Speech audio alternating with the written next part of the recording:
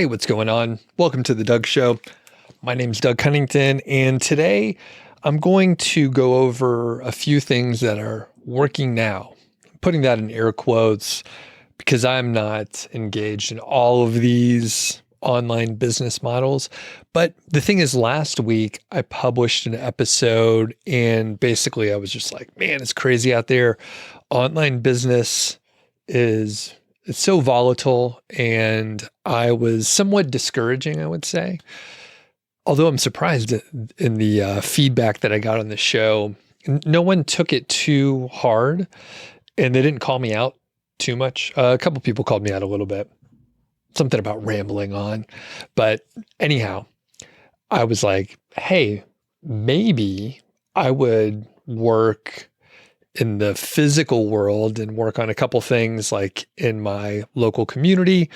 I feel like that's a pretty low barrier to entry, and it depends on your priorities and what you're interested in and all that kind of stuff. But in general, if I was like, I need to earn some money, I could probably like make it happen in my local community a little bit faster than doing it online. That said, I know there are some business models out there that are valid. The thing is, I was mostly talking about like, hey, we used to work on niche sites, what happened to niche sites, and the downward spiral, changes in the market, all that kind of thing. I mean, it's been devastating for so many folks that were working full-time on niche sites. And sometimes it was even like people that had a site that was doing pretty well. Maybe they had a social media presence, and maybe they also had like a YouTube channel and they were covering stuff. There's a few people that I interviewed in the last couple of years where I was interviewing them about like, all right, your site got hit by the helpful content update. Like, what are you doing? What has been working? Where are you trying to shift and all that kind of thing? So with all that said, there are a few things that do work. So I made a little list. I prepared a bit ahead of time. There's a couple that I have dabbled in the past, and then there's some that I've heard people talk about. Some things that I see out there that, clearly might be a little bullshit, or at least people are they're overselling it just a little bit. So before I get into the details, if you dig these episodes, please let me know. Leave a comment over on YouTube or shoot me an email, feedback@Doug.show. If you want to help support the show, because before I used to sell a course and there were a lot more other products that I could refer you to, like maybe WordPress themes or other plugins or other things like that helped pay for like the hosting that, I require for the podcast and some editing and some other software that we use like Descript. But I was going to say, if you want to support the show, actually, if you haven't checked out Descript, that's a great tool that you could use for editing video and audio. The cool part is it works via like a transcript, which also means you have the ability to like change what you've said and like correct things, and it'll like basically mimic your voice. Pretty amazing. The other thing, there's some products that I'll actually mention right now.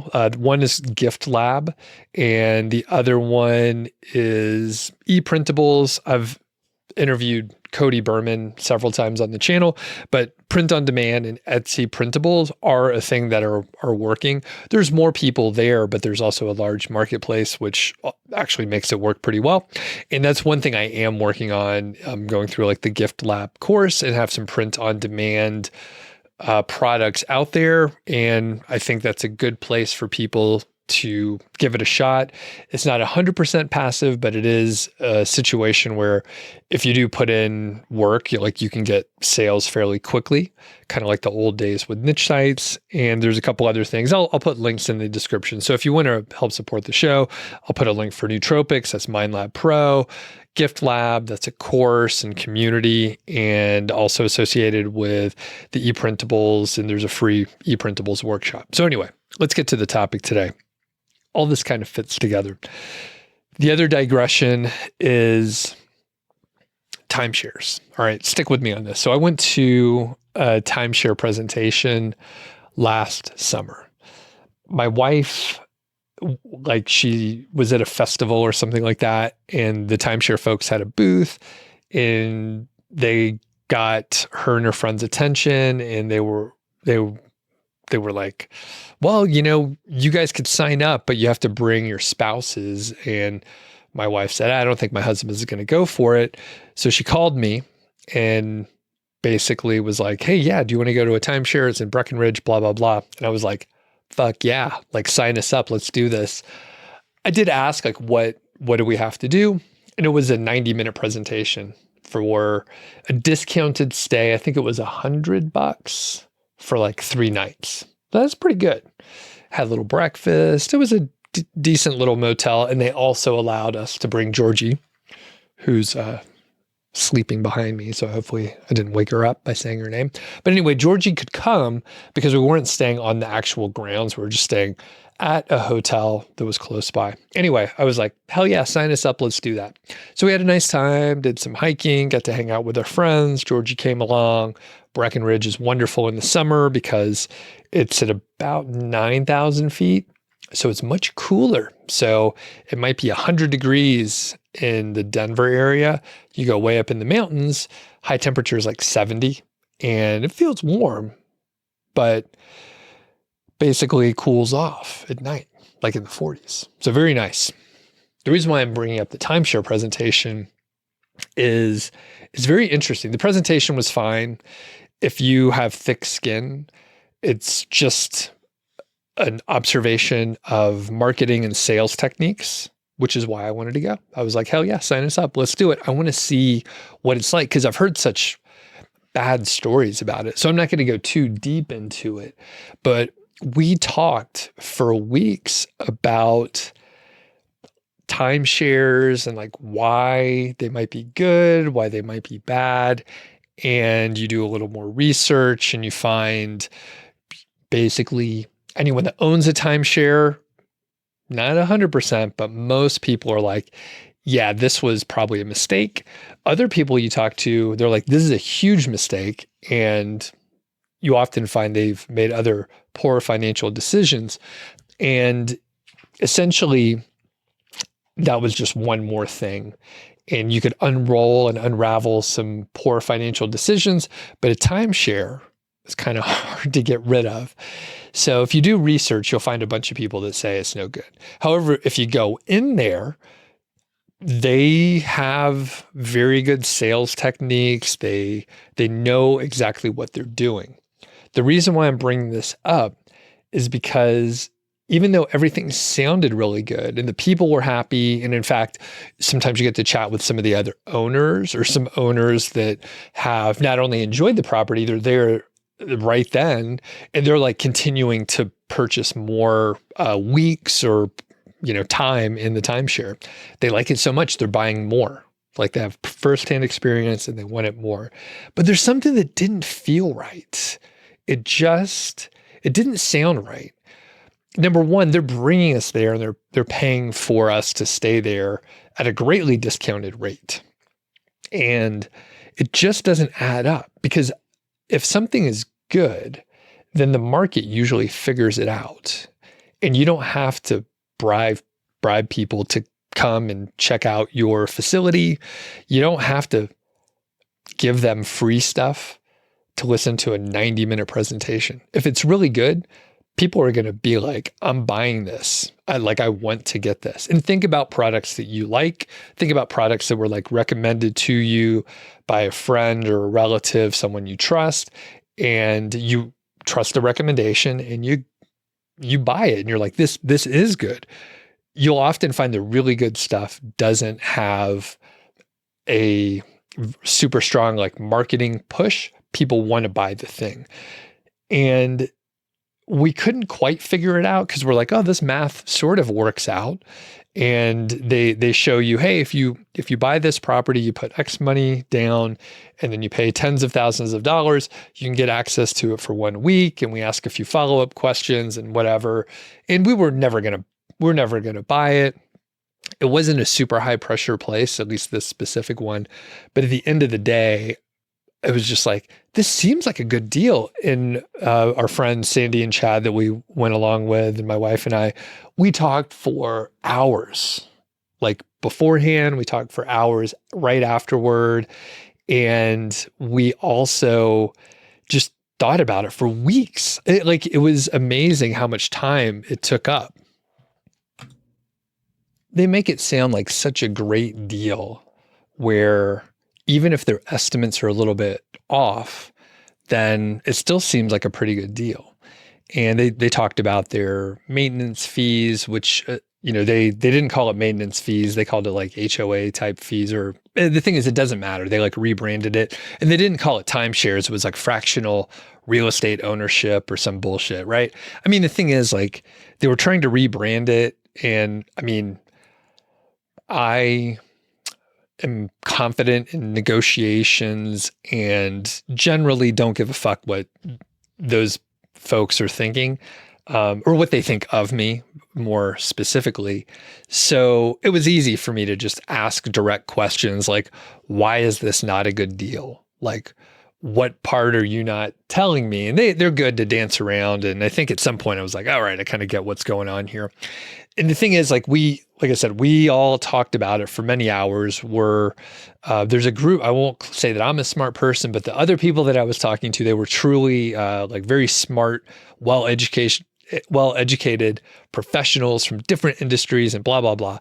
But we were like, why is this not a good deal? Like, things kind of work out, but like, I don't understand like why people buy these, and then they run into issues. And then we started looking up reviews for the specific place that we saw the presentation at. In the facility, fucking beautiful, right? I mean, it's great.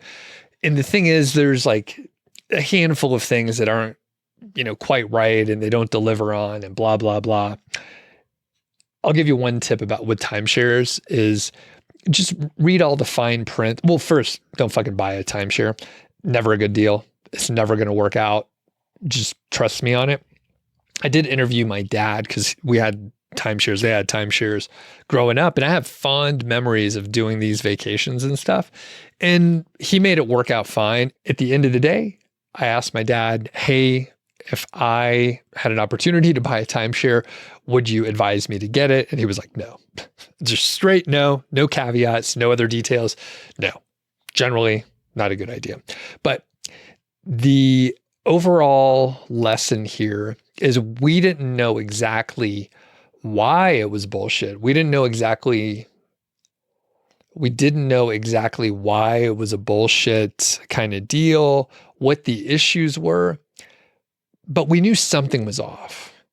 And the reason why I'm telling you this is, like, if you do hear someone promoting a specific business model and they have an incentive for you to believe whatever it is they're telling you, and you don't know why something is off, but something just doesn't quite add up. Like, if timeshares are so great, why do you have to bribe people to go listen to your presentation? If they were really that good, there'd be a word of mouth situation of buying timeshares. These are really good. Go for it. So if something seems weird, then it's okay to say no. You can just get out of there. And there will be other opportunities. Like if for some reason, like you have a hesitation to jump in on a specific business model or a deal or some transaction, it's okay to say no. Another one will come along and everything will be fine. There's almost never a situation where it's like that's the only time you'll have that opportunity. And if you sense something a little weird, there's something weird. So get out of there. You don't need to make that transaction.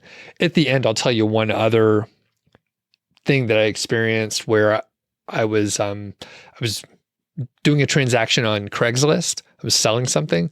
And if you listen to the episode about me selling my truck, then you may have already heard the story. But anyway, I'll tell it at the end. But there was something, and I was like, this is a little bit weird. I don't know why it's weird. I don't know what the issue is, but like, I'm not doing that. Like, I'm out. I'm not listening to you anymore. So, but for timeshare presentations, I would say if you want to do that, just go in, do not have an open mind. Just be like, I'm not going to buy this. You don't have to tell them that. You could also just sit there silent for a long time, and they will ask you, hey, will you just have an open mind? And you could say yes, but basically you could be like, no, I really don't want to have an open mind. So it turns out as long as you just take what they're given, you should be good. As much as possible, accept the gift ahead of time. Like, we were staying in the hotel already for a little while before we went to the presentation. Sometimes it's like a fucking buffet ticket or something like that. Probably don't do that one, but you can essentially, when the time's up, get the thing that you're supposed to get, or don't go to a presentation where you don't get the shit ahead of time. Okay, let's get into the business models at work. Somehow I burned 15 minutes on that. Okay, let's move. The one that seems most interesting to me, because I've gotten a couple emails, is around non-WordPress content management systems, or CMSs. And there's some pushback around WordPress these days. There was a big situation going on with, I think, WP Engine.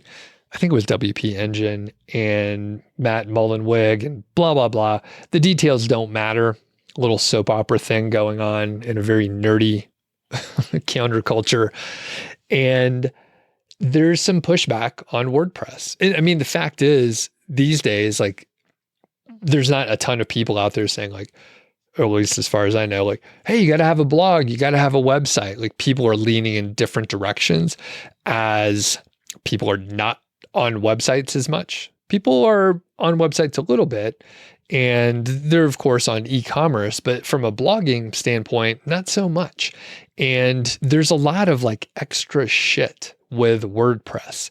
And I remember, I don't know, it was like maybe 3 years ago, I was a little bit intrigued with like flat file system CMSs. And there's a bunch of other different types of websites that you could have. I mean, you could have a blog like on top of Shopify or whatever, but these flat system CMSs, flat file system CMSs, they were intriguing because I have a software background, and from, the late 90s, I was like on these sort of archaic Unix-based systems, and that kind of makes sense to me, right? Like the hierarchy of files and folders and just having everything right there. It makes a lot of sense to me. And part of it is just because like that's what I literally grew up doing. So when I was exposed to like having a flat file CMS, I was like, that's cool. Like it's old school. It's simpler. Like I logged into my WordPress over at Niche Site Project, and like there's lots of plugins. There's a lot of complexity that just doesn't need to be there. And when I look at hosting accounts that I've let go in the last year, where I'm just like, shut this down, like I'm not doing that anymore. There was a time where I was like, all right, should I try to sell this? Should I like try to get this over to a domain broker? At the end of the day, I was like, you know what? I'm not. Like I asked one or two people, and then I was like, you know what? Fuck, just turn it off. Let the domains go. Like this is like sort of a dying industry and stuff that I'm not interested in. So I'm like, I'm out. That said, you probably could have not only a blog, but you could have a YouTube channel where you show people how to set up these different CMSs, and you could just review like non-WordPress CMSs. I'm curious just if people out there who were blogging in the WordPress space are now like covering other things that are not WordPress. Also, a ton of websites, I think it's like, the largest minority probably of websites are on WordPress. Like I think the last stat that I saw was like 40%, but I would say within a few, like I'm trying to think of the different websites that I have rolling, but like at the end of the day, I'm like, you know what? If I'm not blogging much and I don't need to do any sort of more complex tracking or anything like that, it'd be very simple to migrate the few blogs that I still have out there into a flat file system. And they would just serve as like online business card type thing / simple blogs. You also could blog on another platform where, things could live there. I mean, I have podcasts, right? Pretty sure I could just like have a blog section of the podcast and, it could either live on that platform or I could point it towards like my own domain where it's dougcunnington.com/ whatever podcast it is. And there's information there, or I could just have the blog live there. You could also blog on a specific platform like Medium, but the point is you have these non-WordPress CMSs, and that could be interesting. That could be pretty interesting. Second one I'll mention, one that I'm actually doing is the print on demand over on Etsy. And I had a Redbubble site set up for a little while.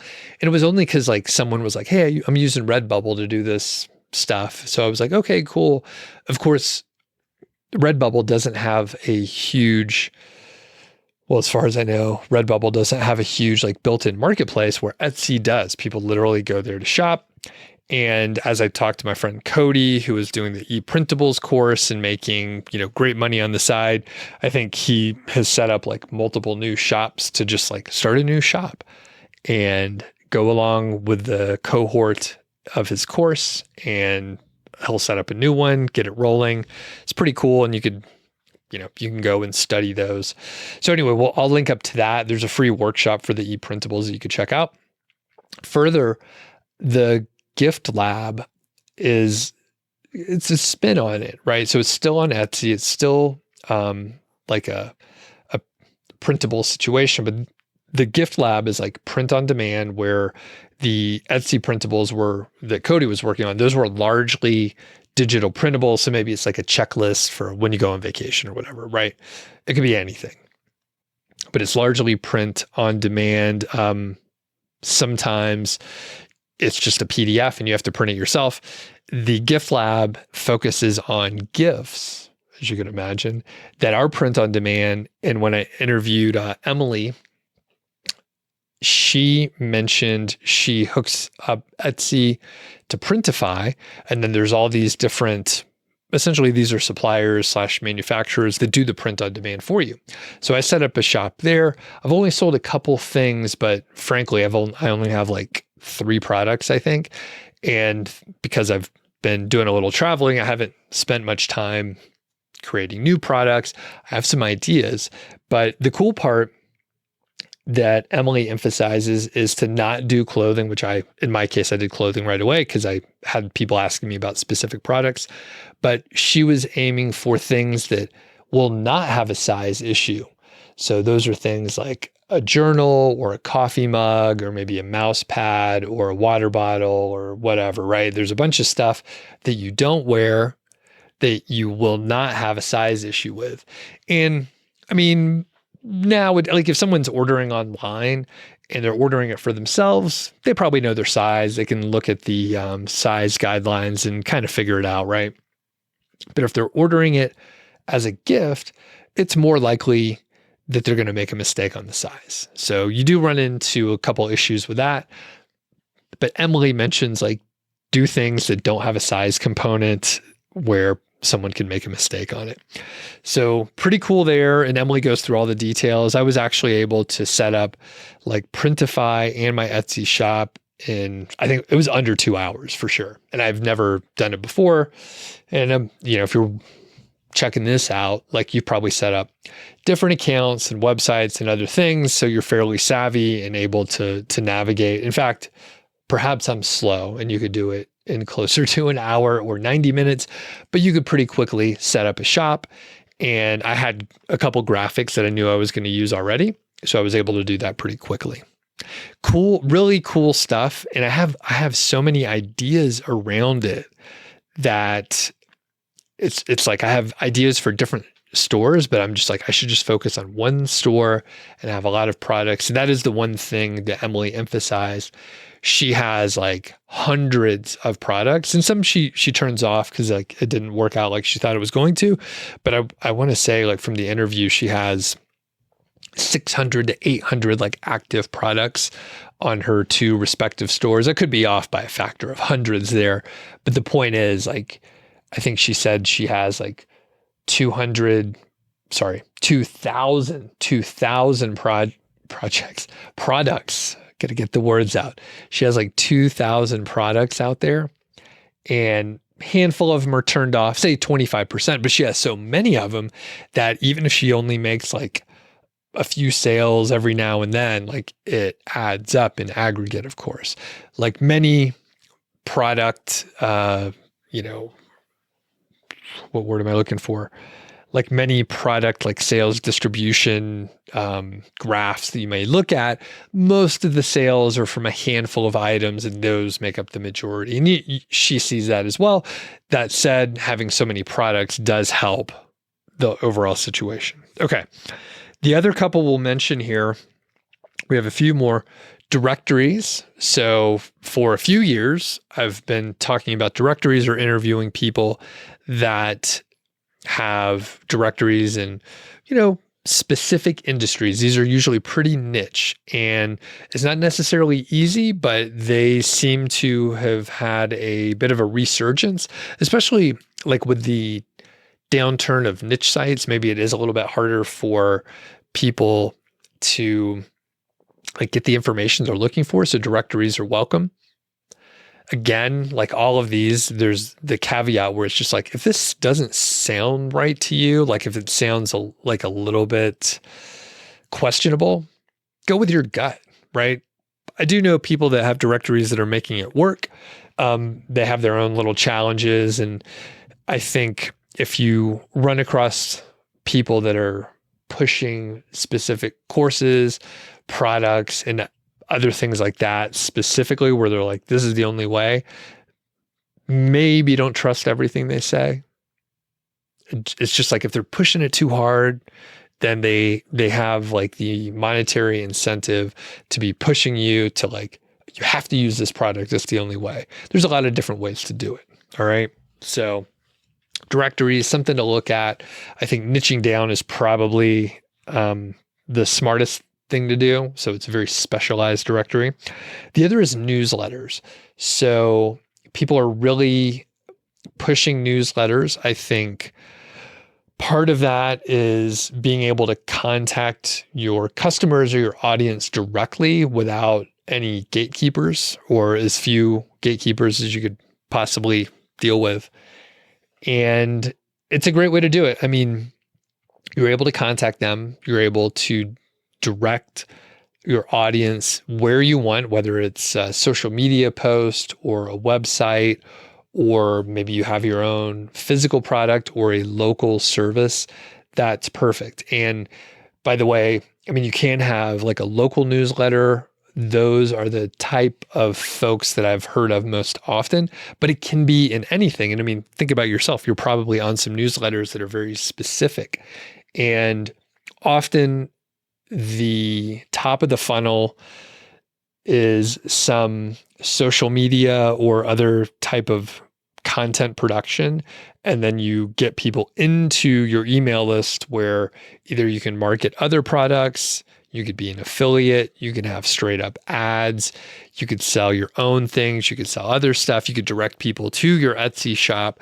But at the end of the day, I almost feel like having a newsletter is a key component for anything that you're working on. So if you do like the non-WordPress CMS content, like have a newsletter, right? Like you should want to be able to contact those folks directly. Maybe you'll have a course or a workshop on how to set up a specific CMS, right? Like that would be a simple business model where you're like, yeah, we'll have 10 people. We're all going to set it up side by side on this, whatever, 4-hour workshop or however you want to set it up, right? So newsletters, I think those are continuing to prove to be the best way to contact your audience. And there's a lot of different ways you could do it. I know, actually, I'm not going to mention too many specific email service providers, but there's a ton of them out there. A lot of them have like a free level that you could check it out and try. I almost moved over to Beehive, and they were a little sloppy with the transition. And I actually like sent over my email list and some other stuff, and people tried to work with me, but I basically like paused and I was like, is this going to work out like I thought? Because they had an ad network built in. And I was like, great, I have some friends that are doing that, but they were making changes with it. So again, I'm not saying anything weird was going on with Beehive. I decided not to move over. And I later heard from other people that the ad network was a little volatile. And sometimes the payouts were lower than they expected, or maybe they got a payout for a little while. And then the way they were being paid in the future wasn't on like per view of an ad. It was on clicks of the ad. So because of the volatility, it was pretty unclear for me if I was going to be able to like earn from the ads. So I was like, yeah, you know what? I'm going to stick with others. But there, like I said, I think there's options, and some people are happy with Beehive and some people are happy with other platforms out there. So newsletters, very good. Last one I'll mention is just anything local. So when I talked about directories, I mentioned like niching down and being very like specific. Like I interviewed Tony Maritato a few years ago. You can check out those interviews out there, but he was working in the physical therapy space. Like he's in the industry, he's a physical therapist, he has a good network around that. So he niched down into that one specific area. If you were really into like microbreweries, for example, perhaps I am. Like maybe that gives you a way to contact people that you want to contact. You like the breweries and you could have like a nice directory, or maybe you're in the industry already and you're like, you know what, I'm going to have a directory of microbreweries in a specific way. Perhaps a poor example, but you could take that into any industry, right?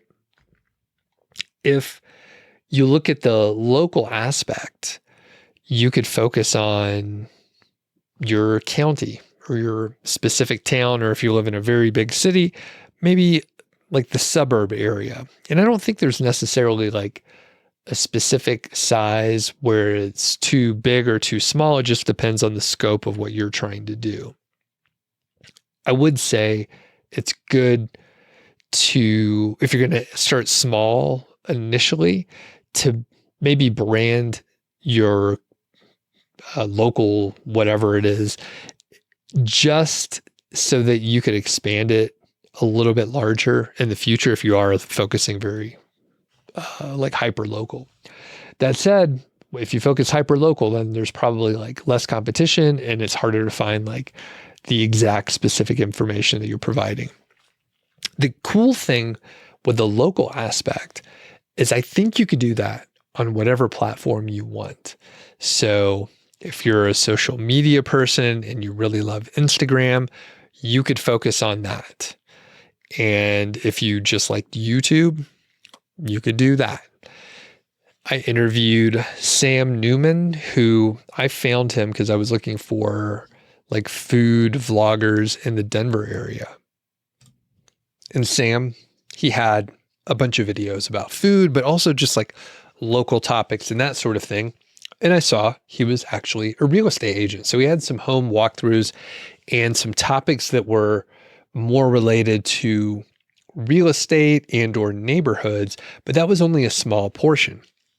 So I sent Sam an email and I was like, hey man, do you want to come on my show? We'll just talk YouTube, but we'll promote whatever you want. And great interview. It got way less traction than I expected. It's the content on the channel. I mean, basically, like I was covering the niche sites and all that kind of stuff. And I think initially that video didn't get much traction. Great interview though. Really good insights. We'll link to it. But the cool part is Sam was focusing on like local stuff. He talks a little bit about real estate, but he has more views on his food related videos, as far as I could tell. I didn't look here recently, but he has like best steakhouse in Denver and burgers in Denver and other stuff like that. Or he'll just go to a normal restaurant and just say, hey, here's my experience going to this place over here, right? Pretty simple, straightforward. I like it. I like watching people eat and talk about food. It's one of my favorite things.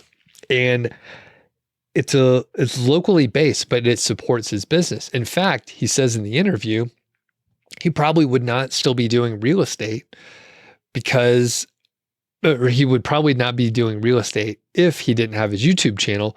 Most of his leads come in through YouTube. So it's like people have, sort of the relationship that we have with content creators. So it's like you kind of know him. Sam's a nice guy. He has a good way about him, and he does a good job on the videos, very high quality. And when the time comes to buy a house or I need to sell my house, maybe I call Sam.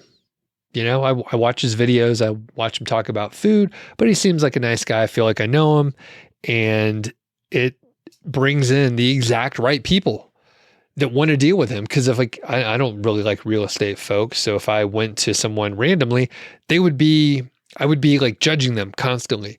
But if I was doing a transaction in the Denver area, I would be like, hey, Sam, I don't know if you want to work with me, but I know you. And I don't know if this is the kind of stuff that you want to work on. So if not you, then maybe you could recommend someone. So he has created a pipeline for his real estate business. And it's super interesting because it wasn't easy. He has hundreds of videos. He published hundreds of videos before anything really worked out. And you just have to go through the reps and work on the videos, work on the content, kind of figure things out. But he's eventually figured it out, and he gets a lot of views. He has a great channel. The whole point here, you can have a local, essentially a content creator as a local focus, and you could put it on whatever platform you want. It can be TikTok, it can be Instagram, it can be wherever you want it to be. It could even be a blog, it could be a newsletter, whatever. I would say you should try to get people onto a newsletter at a minimum, but you could pick whatever platform you want. You will run into the issue of platform dependency. So, Sam worked on YouTube. I like YouTube. It's more independent than some of the others. It's not foolproof. YouTube has its issues as well. People have their accounts closed occasionally for what I hear is no good reason, although I haven't heard that here recently. But it does happen. Mistakes happen, and sometimes it's hard to get the attention of a big company like YouTube to reinstate your account.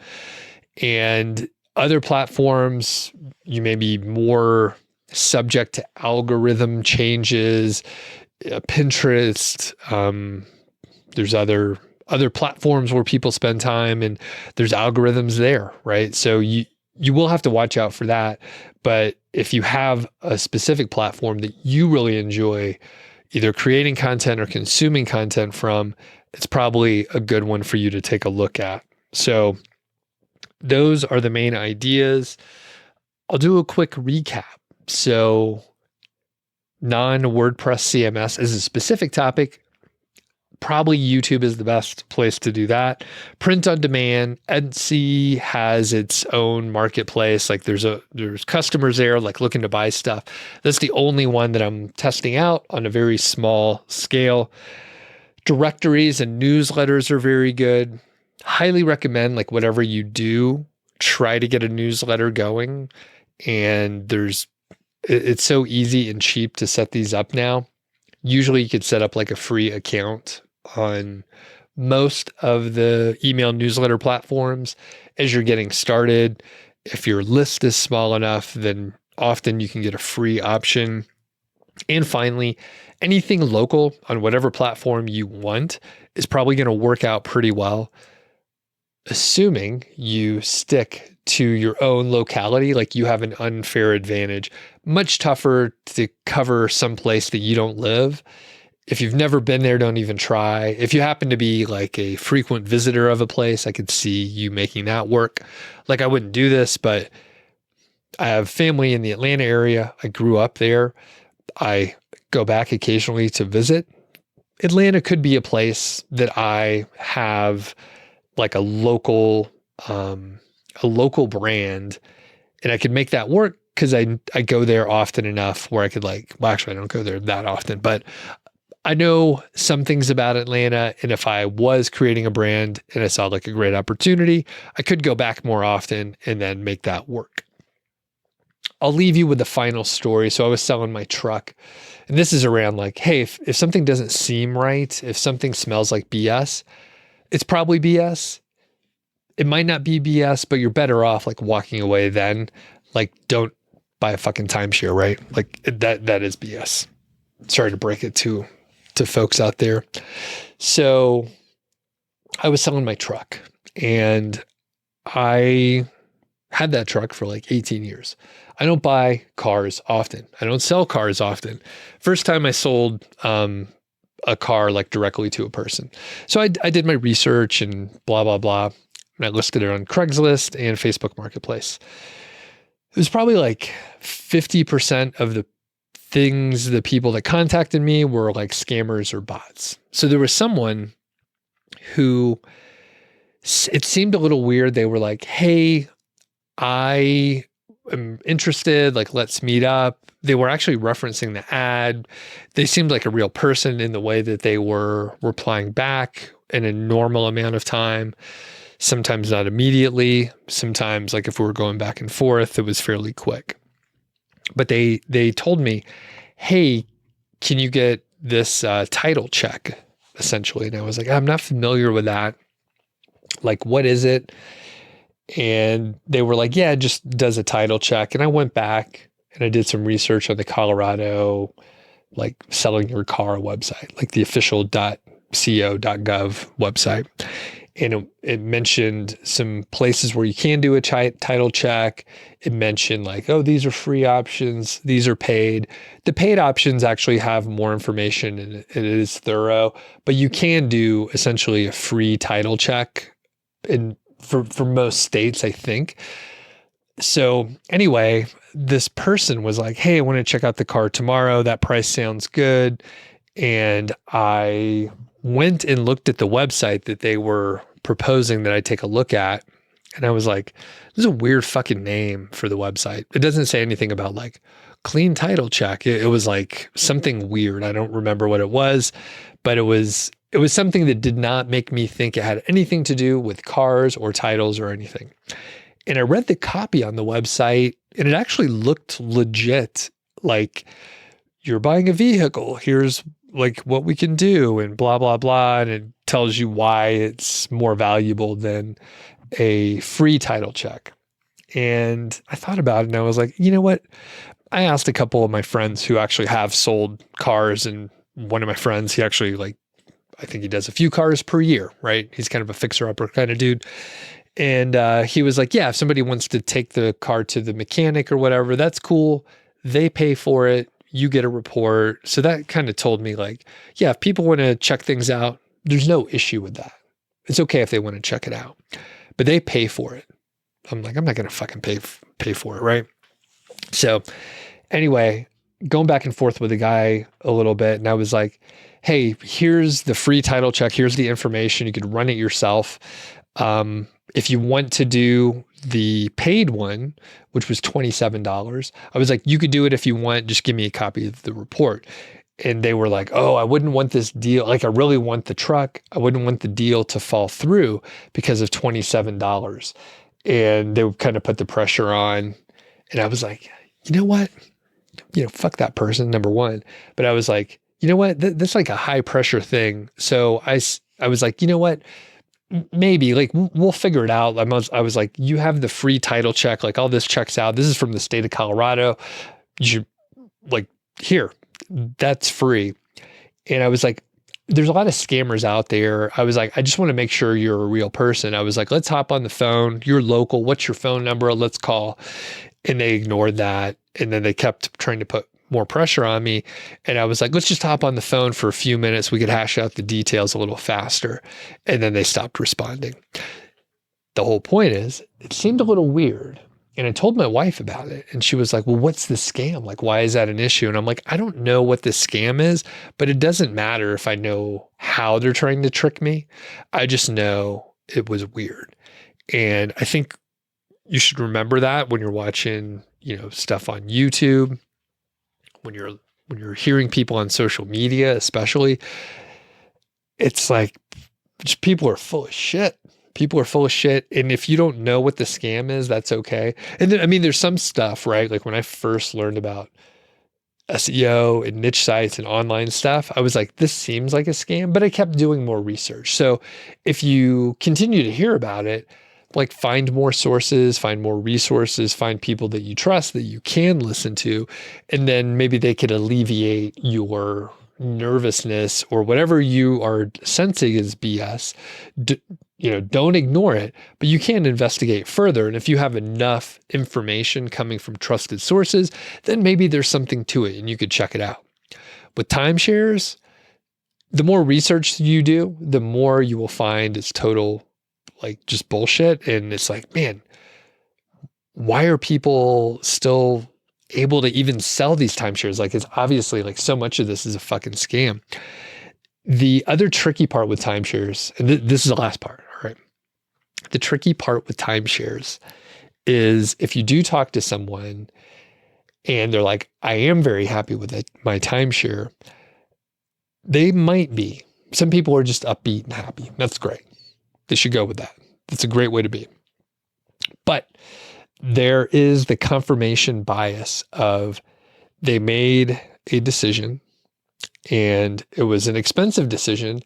And even if they know it was a bad financial decision and they could have gone on better vacations to other places and earned more money on like whatever they invested in air quotes, into the timeshare, like they have convinced themselves that the timeshare is a good decision and they really like going to fucking Hilton Head every year. Every single year. Every year you're going to go to the same fucking place every year. So they like going to the same place year over year at the same time and all that kind of stuff, right? And then don't even get me into like the point system where you like trade in points for another thing. And it's just like, get the fuck out of here. Like, why is it complex for no reason? If I want to stay at a different place, don't try to sell me a spot here, right? Like if I'm just going to trade these fucking points, why don't I just go straight to the place?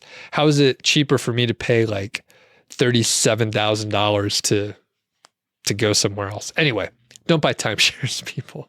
If you have any questions, comments, or complaints, you can send them to feedback@Doug.show or leave them in the comments over on YouTube if that is your spot. Thanks for checking this out, and we'll catch you on the next episode.